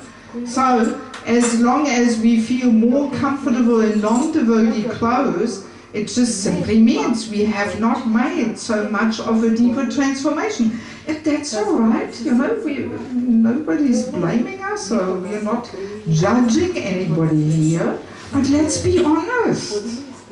Otherwise, how can we progress if we don't look deeply within ourselves and see where we are at? You're saying we have to be honest, you know. We can't just always find ways of justifying and protecting and defending. Like that, we're not going to make a transformation. You know, let's look, where am I here on the spectrum? You know, and let's stand to our position and say, okay, I don't feel comfortable with the sari. I want to have like this and like that. No problem. It's everybody's individual choice. We are not forcing anybody to do anything. We're just trying to give insights into spiritual culture. So everybody can choose what they want. Right? And important to understand that these two cultures are like day and night. That's our issue. You know? So we cannot confront people and impose things on people because they're so different like day and night. Yes, right? That's the whole thing. Thank you. I mean, I really do understand you, and I do feel comfortable even in my walking in a sari, and I was doing it last 20 years, no problem. Yes. But I'm just thinking of that we really did it in the past very, I mean, even with the good, really good consciousness, we were very comfortable, men in a dhoti, women in a sari. And we, I mean, as I can, and many can see that not, we didn't reach so many people in that way of behavior. That many more people could become Krishna conscious if they could identify it in a different way with our culture, not through the clock, not through the, you know what I mean? Yes. I tell you frankly, that's an obstacle to, yes, for many of the people. See, but what put people off was our neophyte fanatic behavior. I don't think it was the sari, but the neophyte fanatic behavior and all the nonsense that went on, you know, in the name of Krishna consciousness. That's what gave so much bad publicity, not the sari. You heard Prabhupada was at the beginning, he suggested to devotees to go in Sankirtan in suits. Actually. Yes, yes. In order not to confront the people who were in the day of the materialists with the day of the spiritualists. But the point is, what do you feel more comfortable? That's the issue. We have to separate these two topics. What do we sometimes wear for external reasons, but what do I identify with? Where do I feel most comfortable? That's two different topics. Right? But I feel we have to set that clear, that really what gave such bad publicity was our fanatic behavior. Yes. Yes. Just a little comment yes. regarding that example of my friend family. They went to India and immediately at the airport they put on Vaishnava clothes, you know, and then officer checking points said, oh, you wear that in your country. You know? And that was, you know, they feel, you know, how insincere we are. You know, we are now in India, so we can, you know, show off with the... But that officer said, do you wear that? What did he mean? What do you wear in your country? Do you wear that clothes in your country? Because he knew the that... The kami clothes or the sari? No, the sari. Because the officer know that they don't wear Vaishnava clothes in Europe, you know. But that devotee was introspective, and he said, oh yeah, that was the right question. Why do I in India wear this clothes? I should wear that clothes also in my country. You know? It's point is that it's inside of us. Yes. It's our you know, travel from that point to that point. Exactly. Exactly. Yes. Yes. Exactly. Yes. Hang on, let her say something. She hasn't said anything yet. Ja nisam imala želju dugo nositi sari, jer ako hoćemo sari, nije to samo odjeća, nego mi predstavljamo, znači, ovo društvo. Znači, samo izvanski pokazivati nije dovoljno. onda jedno vrijeme ćeš nositi pa onda ne. Sad znam. A s druge strane još nešto, u zimi nije praktičan sari. Zato što mi je jako hladno. Onda ja ne mogu.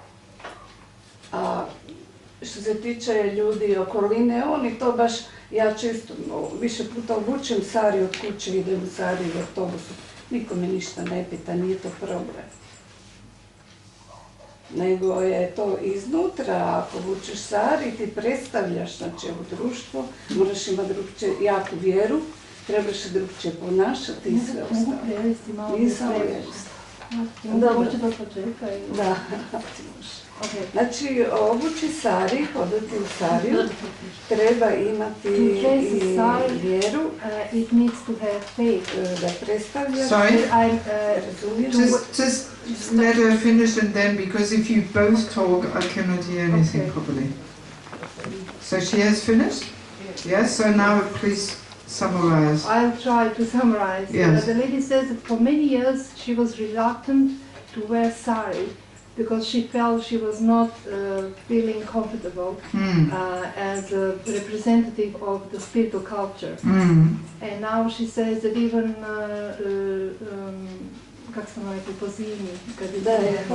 when it was in the winter time, it was also cold, she was reluctant to wear sari. And she also said that it takes introspective to wear sari. Yes. And it takes inner strength. You know, you have to have that faith and that strength to, you know, proclaim to the world, I'm a Hare Krishna, I'm Prabhupada's servant. You know, that takes strength and conviction. Yeah, yes, it does. And doing it strengthens our conviction by doing it. Yes, because we have to be ready to defend Prabhupada at any time. We have to behave nicely, you know. So it's really, it is an expression of our internal situation. It definitely is. Yeah, definitely. Yes. Thanks.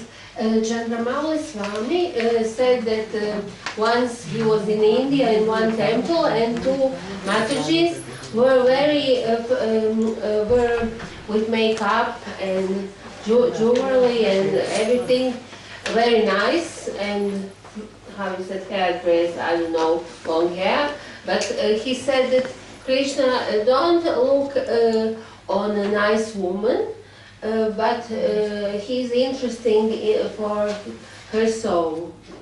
In the devotion. Krishna's might be interested in love and devotion. That's true. Yes. And Chandramauli Swami, he's full of humor, very intelligent, and he said that Mick Jagger always sing about I can get no satisfaction because...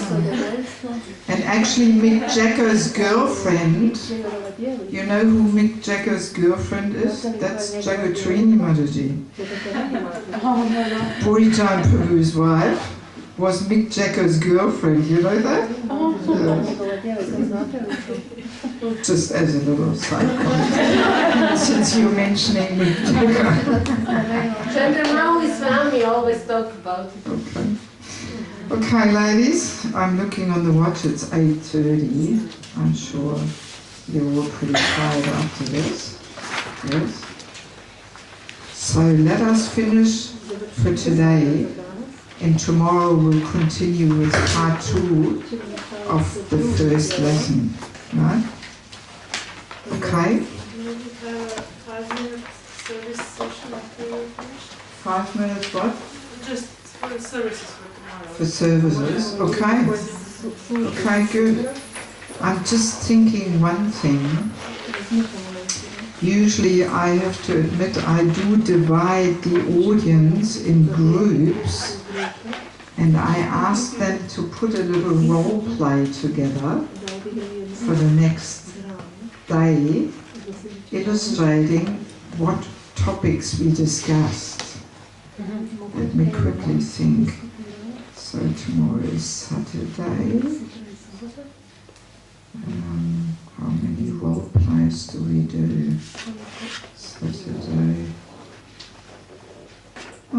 maybe we could have three